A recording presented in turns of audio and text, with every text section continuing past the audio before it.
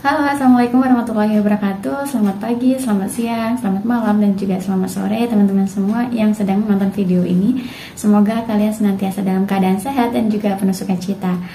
Oke, hari ini teman-teman alhamdulillah bisa nonton lagi, dan aku ingin membahas terkait dengan resesi ekonomi yang mana akhir-akhir ini itu diberitakan di berbagai media. Bahkan sampai hari ini itu juga masih sangat hangat-hangatnya diberitakan.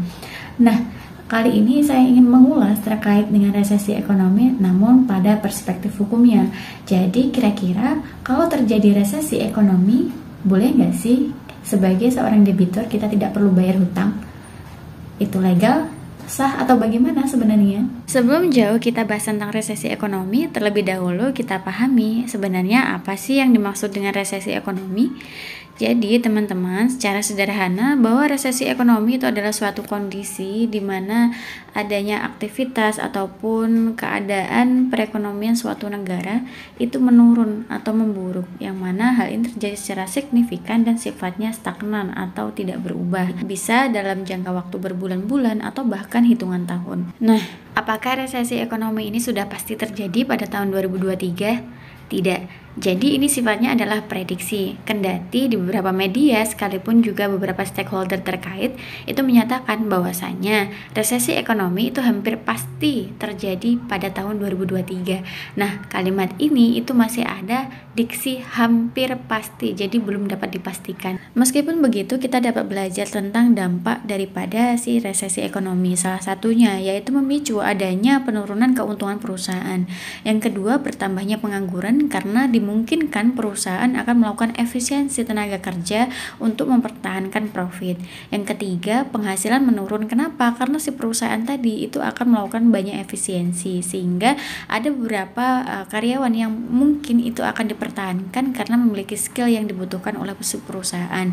Dengan konsekuensi umumnya ada juga pemotongan dari si upah itu sendiri. Yang selanjutnya ialah adanya masyarakat yang tentunya berpotensi kehilangan pekerjaan yang merupakan sumber penghasilannya sehari-hari. Hal ini ya tadi karena adanya efisiensi, ya akhirnya mau tidak mau karyawan harus meninggalkan perusahaan itu. Kondisi-kondisi seperti itulah yang akan menyebabkan si debitur itu tidak memiliki uang atau penghasilannya menurun, sehingga seringkali itu akan terjadi potensi kredit macet atau gagal bayar atas hutangnya. Nah, lantas kalau misalkan resesi ekonomi ini dijadikan sebagai alasan bagi si debitur untuk tidak membayar hutang, itu boleh atau tidak ya? Nah, untuk menjawab pertanyaan itu, tentu kita harus merujuk dulu pasal 1338 ayat 1 KUH Perdata, yang mana pada pasal ini pada prinsipnya adalah mengatur tentang asas pacta sunt servanda, yang di dalam pasal ini dijelaskan secara konkret bahwasanya semua perjanjian yang dibuat secara sah berlaku sebagai undang-undang bagi mereka yang membuatnya. Nah, artinya apa? Bahwa perjanjian yang telah dibuat itu bersifat mengikat bagi para pihak, sehingga harus ditaati layaknya seperti undang-undang bagi kedua belah pihak. Termasuk misalnya ketika perjanjian itu tertulis atau dinyatakan klausa perihal terkait dengan pembebasan pembayaran utang atas suatu alasan-alasan tertentu.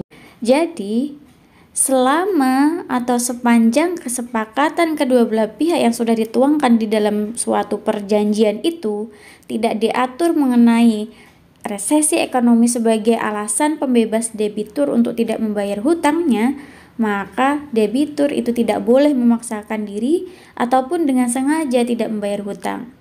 Konsekuensinya apa? Kalau misalkan itu dilanggar, maka itu dapat digugat oleh si pihak yang dirugikan karena sudah melakukan cedera janji, tidak melaksanakan prestasi, dan akhirnya menyebabkan kerugian bagi si pihak kreditur. Oleh karena itulah, pada tahapan ini nantinya hakim juga dapat memaksakan kepada pihak yang telah melanggar itu, si debitur, untuk memenuhi prestasinya sebagaimana yang dituangkan di dalam perjanjian. Lantas bagaimana upaya atau alternatif yang dapat dilakukan oleh debitur untuk dapat memperoleh keringanan dari pihak si kreditur, atau setidak-tidaknya itu diberikan waktu untuk melakukan penyicilan, pembayaran hutang dan lain sebagainya. Nah, biasanya teman-teman, jika ingin seorang debitur itu untuk mendapatkan keringanan, maka upaya yang dapat dilakukan adalah dengan melakukan restrukturisasi kontrak. Fungsi restrukturisasi kontrak ini ialah untuk mengatur ulang, membangun ulang, menyesuaikan ulang kedudukan dari para pihak supaya seimbang dan juga adil gitu, berkeadilan. Yang mana pada prinsipnya hal ini dilakukan karena adanya kondisi-kondisi seperti ini, resesi ekonomi misalnya, atau misalnya ada COVID-19 dan lain sebagainya. Hal ini dimaksudkan supaya si pihak debitur ataupun kreditur itu tidak berat sebelah, jadi tidak membebankan salah satu pihak atau merugikan salah satu pihak. Nah, umumnya bentuk dari restrukturisasi kontrak ini itu bisa dalam hal pertama perubahan klausa, atau yang kedua itu adalah penambahan adendum atau klausula-klausula tambahan yang intinya adalah untuk menyeimbangkan kedudukan para pihak. Bagaimana tahapan awal untuk bisa melakukan restrukturisasi kontrak? Nah, hal ini hanya dapat dilakukan dengan cara negosiasi dan diperlukan skill negosiasi yang sangat baik. Oleh karena itu, bagi teman-teman yang ingin melakukan negosiasi kontrak, boleh sekali didampingi oleh lawyer ya.